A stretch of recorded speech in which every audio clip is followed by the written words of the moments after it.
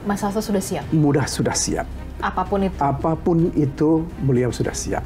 Dan inilah diskusi-diskusi kami terakhir, bahwa kemungkinan terburuk adalah masuk penjara. Anda yakin KPK tidak punya bukti? Saya sepanjang belum ditunjukkan buktinya, ya, saya nggak percaya. Penetapan tersangka seorang Hasto Kristianto syarat dengan politis? Menurut hemat kami begitu. Tetapi ini yang harus kita buktikan. Mudah-mudahan hakim akan berpihak pada kebenaran, bukan akan berpihak kepada orang yang dulu punya kekuasaan.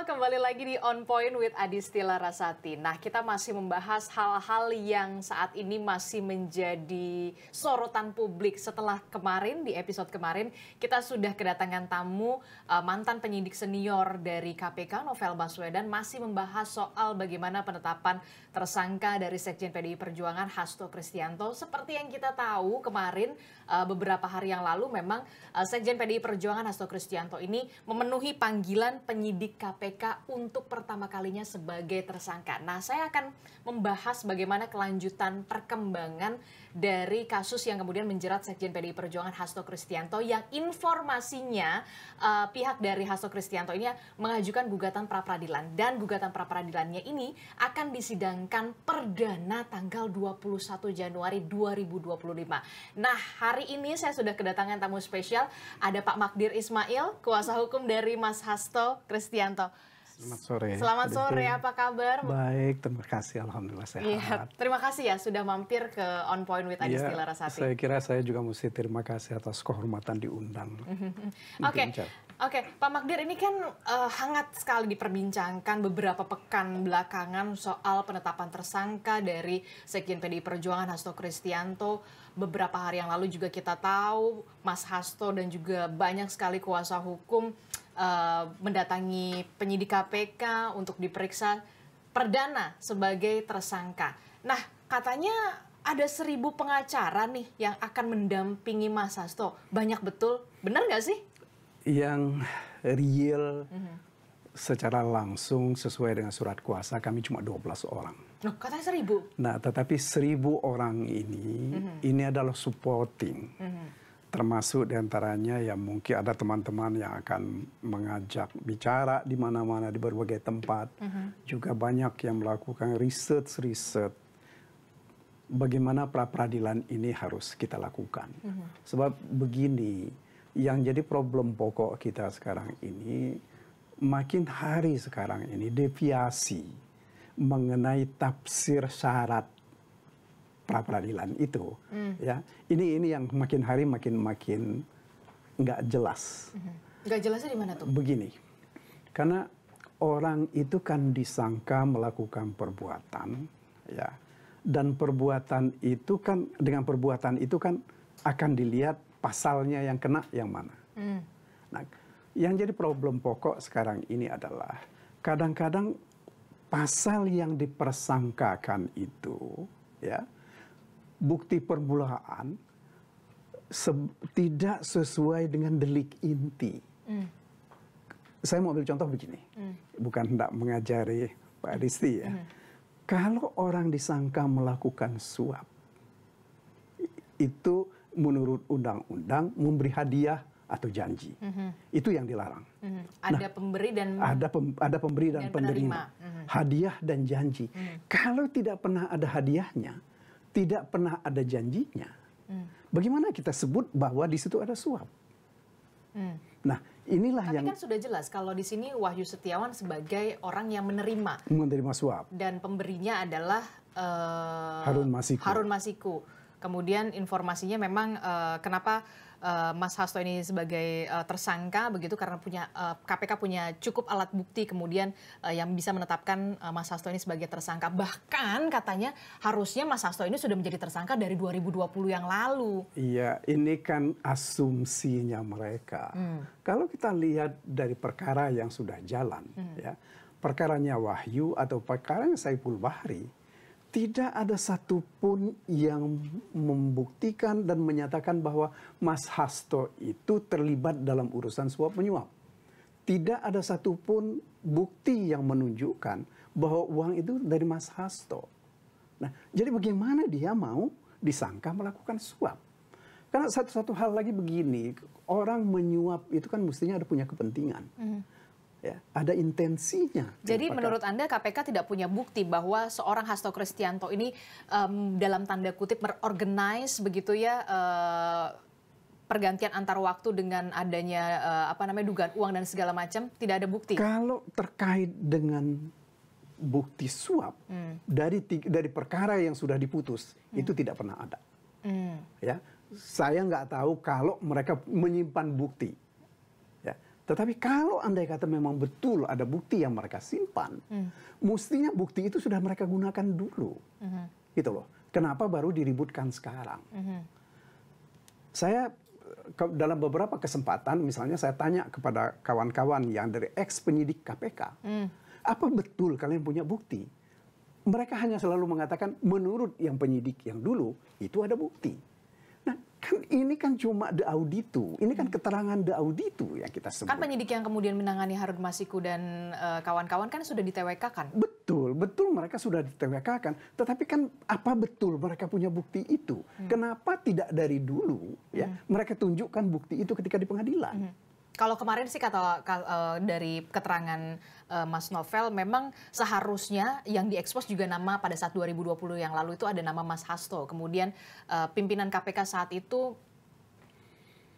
tidak. Ya begini, ini kan ya memang kalau kita lihat ketentuan dari Undang-Undang KPK itu bahwa keputusan itu adalah kolektif kolegial. Ya. Artinya kan itu memang diputuskan oleh mereka. Akan tetapi kan mestinya kalau memang ada yang setuju ketika itu, kan bisa saja dibuat satu keputusan, ada minder res nota, ya kan? Ada yang tidak setuju, ada yang setuju. Tetapi kan itu kan nggak pernah ada. Itu satu. Kemudian yang kedua, kita juga kan tidak pernah mendengar keterangan real dari pimpinan KPK, ya, bahwa ada perselisihan dalam arti perselisihan pendapat mereka tentang penetapan Mas Hasto sebagai tersangka. Kan nggak pernah ada. Apakah ya kan? Mungkin dibuka dengan adanya perselisihan itu kemudian dibuka kepada publik? Paling tidak sekarang kan.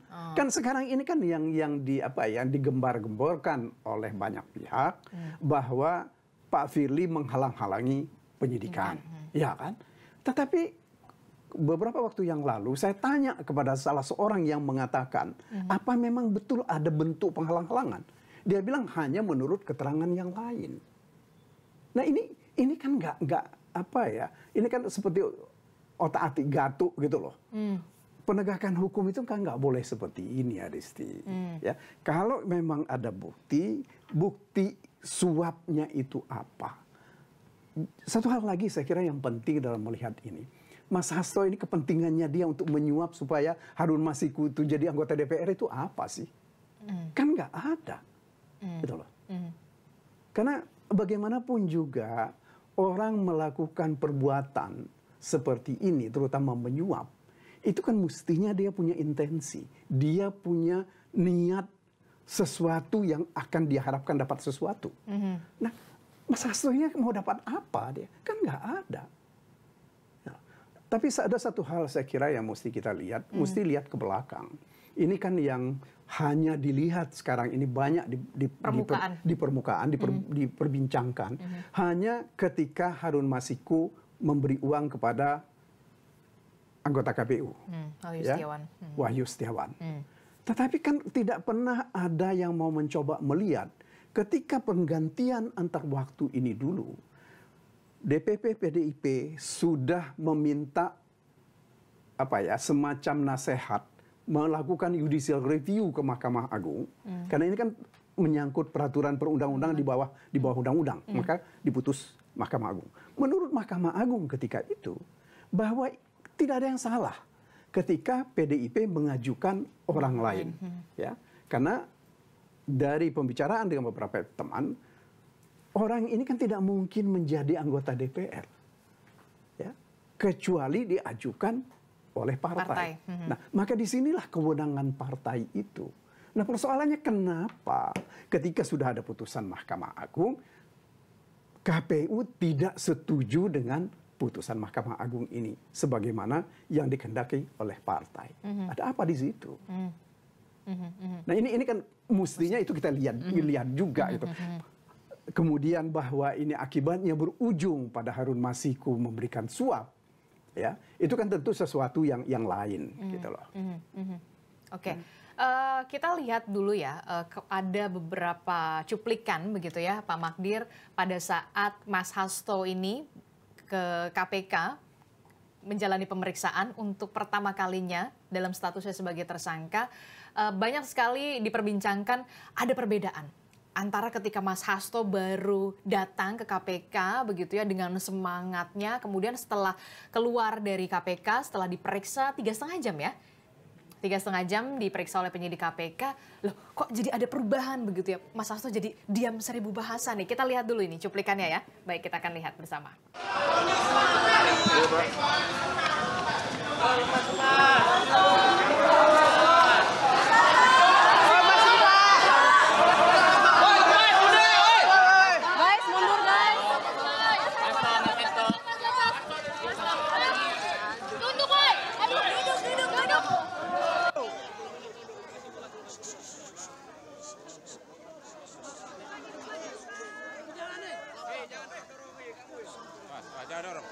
Jangan dorong, jangan maju, jangan maju.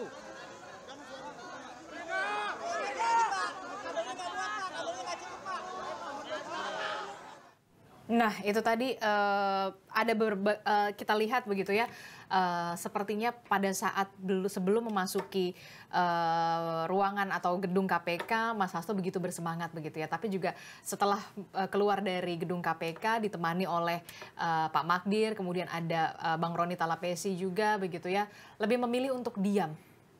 Iya, sebenarnya. Kenapa itu? Sebenarnya begini, pemeriksaan itu sendiri kan semacam hasil pemeriksaan itu kan sudah jadi kewenangan penyidik untuk menyampaikannya kemanapun, termasuk melapor kepada atasan mereka. Nah, jadi memang tidak ada yang perlu disampaikan oleh Mas Hasto terkait dengan pembicaraan dengan penyidik atau apa yang diterangkan ke hadapan penyidik. Nah, oleh karena itulah kami kemudian agar supaya tidak menimbulkan tafsir yang berbeda ya terhadap apa yang disampaikan kepada penyidik itu, kita sepakati antara saya dan Mas Hasto supaya dia tidak bicara. Cuma saya yang bicara menerangkan apa sih inti dari pemeriksaan itu. Hanya itu saja sih. Anda nggak ada yang lain. pada saat saya pemeriksaan? Mendampingi beliau pada saat pemeriksaan. Hanya Anda seorang? Hanya saya sendiri. Karena memang di dalam proses pemeriksaan tersangka itu hanya diizinkan satu orang. Apa saja sih yang ditanyakan oleh penyidik KPK? Ya kita buka spill permukaannya sajalah. Hal-hal yang masih sangat dasar, belum masuk kepada substansi yang betul-betul yang betul-betul mengait pokok dengan perkara dugaan salah satunya suap atau dugaan perintangan penyidikan. Ini masih pada tahap awal dalam arti bahwa yang ditanya itu masih pengetahuan umum dari Mas Hasto gitu loh. Termasuk dengan soal pergantian antar waktu masih belum sampai ke sana. Masih belum sampai ke sana. Baru betul-betul baru mulai di awal ketika mengenal sosok Harun Masiku. Ada beberapa orang yang ditanya, tetapi itu belum bisa dijawab secara baik karena itulah kesepakatan kita bahwa pemeriksaan akan dilanjutkan pada sesuai dengan kebutuhan dari penyidik. Jadi ini betul-betul masih pemeriksaan awal, lebih pada urusan administrasi, siapa yang mendampingi, kemudian bagaimana rencana ke depan tentang pemeriksaan ini. Tapi 3,5 jam loh, Pak Magdir. Ya, lama juga kalau cukup cuma banyak diskusinya cukup banyak gitu loh, ya, diskusinya cukup banyak. Kalau untuk di permukaan aja, kayaknya 3,5 jam itu kayaknya sudah lumayan mendalam lah harusnya. Enggak, belum. Akan lebih bagus barangkali misalnya kalau ada penyidik KPK yang menerangkan itu. Karena saya sudah janji kepada mereka, saya tidak akan menyentuh pokok pembicaraan ketika itu, maka saya harus minta maaf Mbak Adisti dan kepada penonton bahwa saya tidak bisa menerangkan itu. Baik, gitu. kami hargai itu. Termasuk soal ada upaya untuk menyuruh dalam tanda kutip setelah sebelumnya KPK mengatakan ada upaya untuk menyuruh merendam telepon seluler milik Harun Masiku.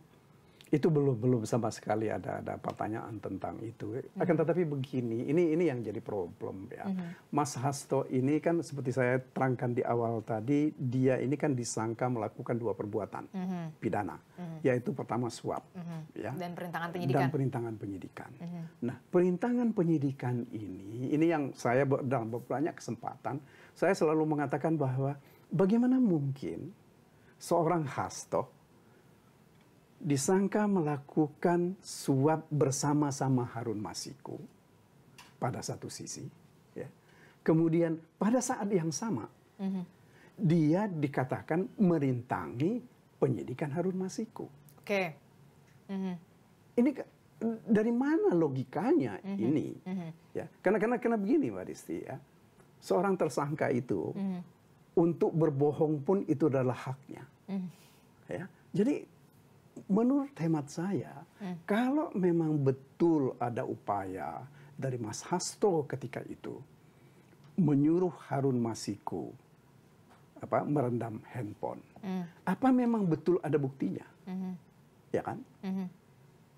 Artinya dia kan mestinya bersama-sama dengan Harun Masiku. Tapi tidak mungkin kemudian seorang penyidik KPK atau KPK kemudian sampai menggelar konferensi pers mengutarakan itu kalau tidak punya buktinya. Justru karena ini, ya kalau memang betul ada bukti perendaman itu, kapan itu direndam? Handphone yang mana yang direndam? Apa betul ada handphone yang direndam? Jangan-jangan cuma orang ngomong-ngomong percakapan seperti apa, itu diartikan bahwa ada perendaman, ada tindakan merendam. Karena yang pokok dari perintangan kalau terkait dengan merendam ini, itu kan artinya kan mereka mesti berdua melakukan itu. Mas Hasto misalnya dianggap menyuruh orang merendam, yang merendamnya itu siapa? Buktinya apa? Gitu loh.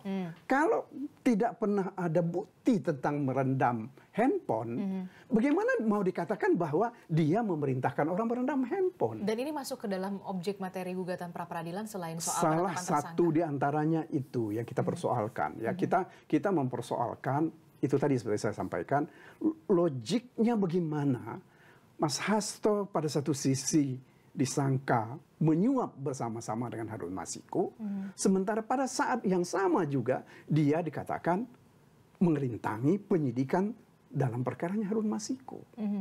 Ini kan dua hal yang kalau menurut hemat saya ini kan mestinya ini adalah dua sisi dari satu mata uang yang tidak bisa dipisah, gitu loh.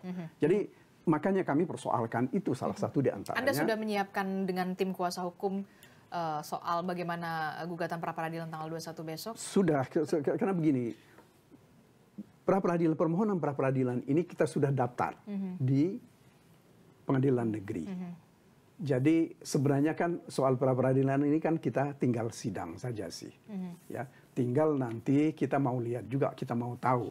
Termasuk menguji bukti yang... Iya, paling tidak bukti apa sih yang mereka punya. Karena begini kan, kita bicara tentang syarat menetapkan seorang menjadi tersangka itu harus ada dua bukti permulaan. Nah, kalau terkait dengan suap, bukti permulaan suapnya itu ada nggak uangnya? Ya kan? Siapa yang memberikan uang itu? Uang itu dari mana?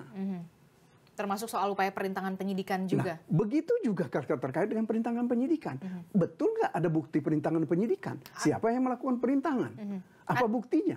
Gitu loh. Anda yakin KPK tidak punya bukti? Saya sepanjang belum ditunjukkan buktinya, ya, saya nggak percaya. Oke. Ya, karena bagaimanapun juga kan sesuatu itu terkait dengan bukti, itu kan harus ditunjukkan buktinya. Ya. Dan kalau andai kata orang itu menerangkan bahwa dia tahu buktinya, dia harus tahu sendiri tentang bukti itu, bukan dari kata orang. Oke. Gitu loh. Oke, itu soal pra-peradilan. Tapi kemudian saya yang akan bergeser sedikit soal pemeriksaan Mas Hasto kemarin sebagai tersangka secara perdana begitu ya. Banyak yang berekspektasi begitu, wah ditahan nih segala macam gitu. Ternyata pada kenyataannya diperiksa 3,5 jam begitu kan. Ya itu salah satunya hak penyidik lagi-lagi ya, begitu ya. Kita akan lihat dulu dari Pukat UGM. Pak Magdir, soal bagaimana penetapan tersangka dan juga penahanan terhadap Mas Hasto. Kita akan lihat. Kebiasaan KPK selama ini ketika melakukan pemeriksaan terhadap tersangka, apalagi tersangkanya sudah sangat jelas begitu ya, biasanya dilakukan penahanan. Mengapa seorang tersangka itu ditahan? Agar tidak menghilangkan barang bukti, melarikan diri atau mengulangi perbuatan. Nah tentu ini kita kembalikan kepada KPK. Kalau KPK tidak menahan Hasto, berarti KPK di kasus-kasus yang lain juga harus memberi penjelasan yang utuh kepada publik. Mengapa ada perlakuan yang berbeda? Biasanya KPK menahan seseorang agar seseorang itu tidak menggunakan kesempatan bebasnya untuk melakukan upaya-upaya yang dapat mengganggu jalannya penyidikan. Ketika dilakukan penahanan, seharusnya itu akan memberi batasan waktu yang sangat jelas. Kenapa? Karena di dalam KUHP itu dibatasi waktu penahanan. Sehingga harusnya kalau ditahan itu kasus ini akan lebih cepat selesai. Nah kalau tidak ditahan, ini juga saya sebagai publik bertanya kepada KPK, apakah ini standar baru ataukah ini akan menjadi standar yang universal, akan diterapkan untuk kasus-kasus yang lain, Pak? Respon Anda, Pak Magdir. Saya kira begini, ini yang saya kira ini lebih banyak berpikir nggak melihat faktual. Ya, pengamat-pengamat kita kan begitu. Mereka nggak baca dokumen, hanya dengan asumsi-asumsi, makanya ngomong seperti itu tadi. Karena begini, kalau kita bicara tentang penahanan, syarat pokoknya itu karena orang itu mau mengulangi perbuatan. Perbuatan apa yang diulangi oleh Mas Hasto? Karena mau menghilangkan barang bukti. Barang bukti apa yang dihilangkan oleh Hasto? Ya kan? Kemudian dia mau melarikan diri. Untuk apa dia melarikan diri? Itu. Nah, jadi saya kira ini yang kita mesti merubah paradigma kita. Bahwa seolah-olah penahanan itu adalah kewajiban dari penyidik. Gak bisa begitu. Ya, kita harus lihat pentingnya penahanan itu untuk apa. Karena begini, hukum acara pidana itu bukan merupakan SIM bagi penyidik atau penuntut umum untuk berbuat semena-mena. Tetapi itu adalah aturan yang mengatur supaya mereka tidak berbuat semena-mena dalam menggunakan kewenangannya. Nah, jadi kembali lagi soal penahanan, menurut hemat saya itu yang tidak sepatutnya dilakukan. Karena perkembangan sekarang di dunia ini, terutama misalnya kalau kita lihat di Belanda, umumnya penahanan itu kalau sudah ada putusan pengadilan. Ngapain orang ditahan? Gitu loh. Tanpa, sementara ini belum tentu jelas kesalahannya bisa dibuktikan. Ya, saya kira provokasi seperti ini harus dihentikan karena nggak ada gunanya. Itu pertama. Kemudian yang kedua, kalau kita mau bicara tentang kepentingan negara dalam perkaranya Mas Hasto ini, apa sih kepentingannya negara? Kan nggak ada. Yang justru kita khawatir sekarang ini lebih banyak ini ditarik-tarik ke urusan politik. Karena ada orang yang punya kepentingan politik dalam perkara ini.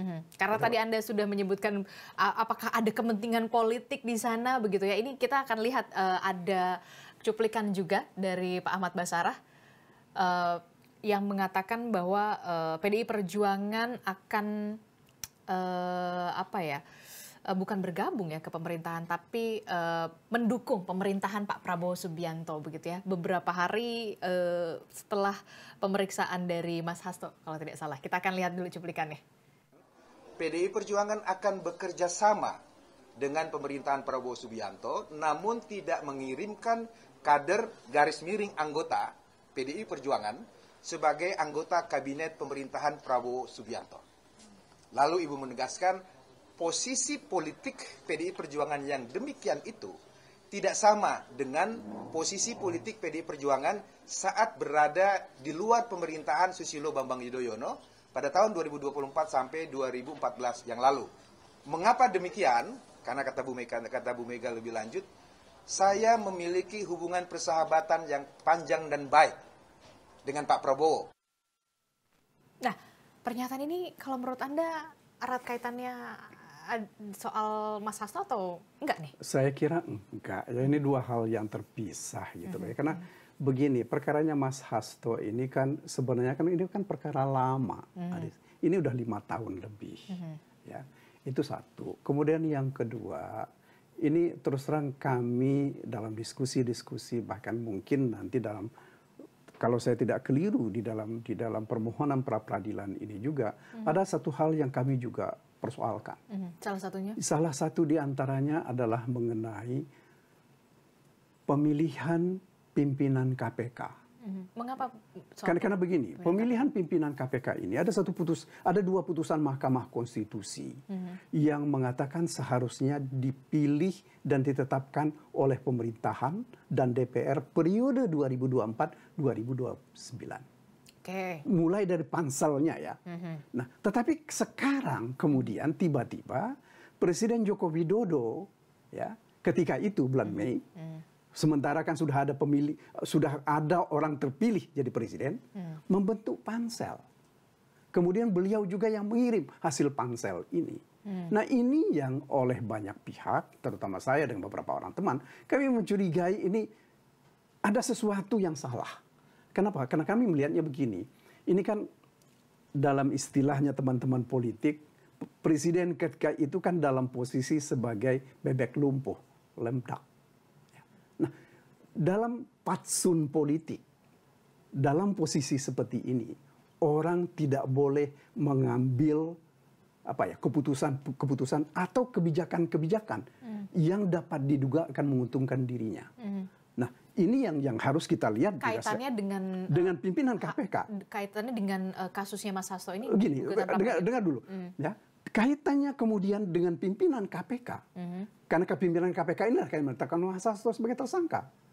Nah, ini kalau menurut hemat kami tidak tertutup kemungkinan bahwa ini penetapan tersangka ini karena ada politik balas budi.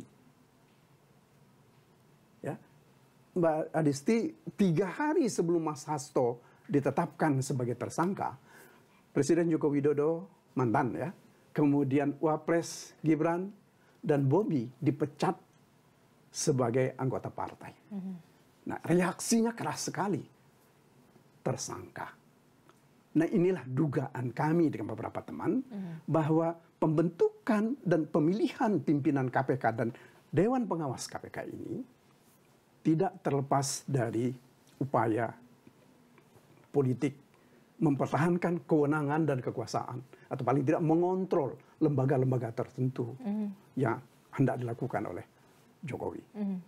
Jadi menurut Anda soal penetapan tersangka Hasto Kristianto ini masih ada cawe-cawe di sana? Menurut hemat kami seperti itu. Dan ini persoalan ini tentu kami akan bawa ke Mahkamah Konstitusi. Ya, mungkin waktu dekat. Nanti saya akan kasih tahu Adisti seperti apa yang hendak kami lakukan. Gitu. Tetapi sekali lagi, ini patsun politik yang dilakukan oleh Presiden Joko Widodo terkait dengan penetapan pembentukan pansel, kemudian pengiriman hasil pansel ke DPR, ini tidak sepatutnya dilakukan. Seharusnya ini merupakan kewenangan dari Presiden Prabowo Subianto. Itu putusannya Mahkamah Konstitusi. Saya cuma mengutip putusan Mahkamah Konstitusi. Kita sebagai negara yang demokratis mesti yang mengikuti itu. Gitu loh. Tetapi ini tidak dilakukan. Seberapa besar keyakinan Anda seorang Hasto Kristianto akan menang di gugatan pra-peradilan? Saya tidak tahu, tapi insya Allah dengan bukti-bukti yang ada, kami mencoba ya dengan seluruh kemampuan dan akan menghadirkan saksi-saksi dan ahli yang kompeten dalam menilai perkara ini. Mudah-mudahan hakim akan berpihak pada kebenaran, bukan akan berpihak kepada orang yang dulu punya kekuasaan. Penetapan tersangka seorang Hasto Kristianto syarat dengan politis? Menurut hemat kami begitu. Tetapi ini yang harus kita buktikan. Kami yang salah atau fakta itu yang salah. Oke. 3 kata untuk Mas Hasto Kristianto dan Harun Masiku. Saya kira kalau kita mau jujur, hentikan keributan kita mengenai perkaranya Mas Hasto. Bahwa mereka akan kejar Harun Masiku, silahkan kejar Harun Masiku. Tapi jangan ditarik ke Mas Hasto, apalagi kalau ditarik lebih jauh lagi menjelang Kongres Partai. Akan terlalu besar keburukan yang akan kita terima. Ya. Terakhir, Pak Magdir, bagaimana kemudian Mas Hasto menghadapi ini semua? Dengan santai atau bagaimana? Sekarang beliau ya cukup ya sudah sampai pada satu titik tidak bisa mundur lagi. Apapun harus dihadapi. Mas Hasto sudah siap? Sudah siap. Apapun itu? Apapun itu beliau sudah siap. Dan inilah diskusi-diskusi kami terakhir bahwa kemungkinan terburuk adalah masuk penjara. Dan Mas Hasto sudah menyiapkan diri untuk itu. Mas Hasto sudah siap untuk kemungkinan masuk penjara? Kemungkinan itu beliau sudah siap. Sepanjang ya ini dilakukan proses hukum yang dilakukan untuk keadilan dan untuk kebenaran. Bukan untuk cawe-cawe dengan menggunakan kekuatan politik atau janji-janji politik. Ya, itu yang kita harapkan. Oke. Magdir Ismail, kuasa hukum Hasto Kristianto, Sekjen PDI Perjuangan. Terima kasih sudah mau berbagi perspektifnya di On Point with Adisti Larasati. Terima kasih Pak Magdir. Kita akan lihat bagaimana nantinya gugatan pra-peradilan yang akan diselenggarakan sidang perdananya di 21 Januari ya, 2025. Ya, insya Allah kami juga akan mencoba menyelesaikan permohonan ke Mahkamah Konstitusi itu juga minggu depan. Oke, banyak sekali PR yang harus diselesaikan oleh Pak Magdir dan juga tim yang lain ya. Terima kasih Pak Magdir sudah ke On Point with Adisti Larasati. Nah, itu tadi perbincangan saya dengan salah satu tim kuasa hukum dari Mas Hasto Kristianto, Sekjen PDI Perjuangan. Kita nantikan bagaimana perkembangan dari kasus yang kemudian menjerat dari Sekjen PDI Perjuangan Hasto Kristianto. Kita akan jumpa lagi di episode selanjutnya, tetap bersama kami di On Point with Adisti Larasati.